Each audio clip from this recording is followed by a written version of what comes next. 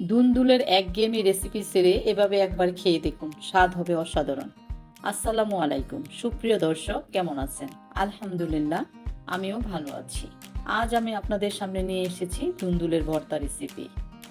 দুন্দুলের ভর্তা রেসিপি তৈরি করার জন্য আমি এখানে কয়েকটি দুন্দুল নিয়েছি।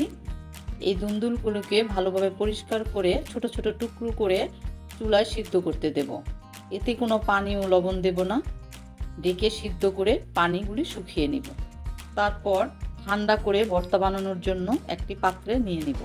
ভর্তা বানানোর জন্য আমি এখানে কয়েকটি উপকরণ নিয়েছি: পেঁয়াজ, লবণ, শুকনো মরিচ ভাজা এবং ধনেপাতা ও সরিষার তেল। প্রথমে আমি লবণ দিয়ে শুকনো মরিচগুলো ভালোভাবে ভেঙে নিব। তারপর এর মধ্যে দিয়ে দিব পেঁয়াজ কুচিগুলিও মরিচ এবং লবণের সাথে ভালোভাবে মিশিয়ে তারপর এর মধ্যে দিয়ে দিব সরিষার তেল এবং ধনেপাতা কুচি। সমস্ত উপকরণ একসাথে মিশিয়ে নিয়ে এর মধ্যে দিয়ে দিব সিদ্ধ করা দুন্দুলগুলি। তারপর ভালোভাবে মিশিয়ে নিয়ে তৈরি হয়ে যাবে মজাদার ভর্তা রেসিপি।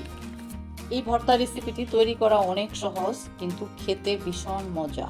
একবার তৈরি করে দেখবেন, বারবার খেতে ইচ্ছে করবে। আজকে এই মজাদার সহজ রেসিপিটি যদি আপনাদের ভালো লেগে থাকে তাহলে অবশ্যই ফ্যামিলি এবং ফ্রেন্ডদের সাথে শেয়ার করবেন। আজকে তাহলে এই পর্যন্তই। সবাই ভালো থাকেন। আল্লাহ হাফেজ।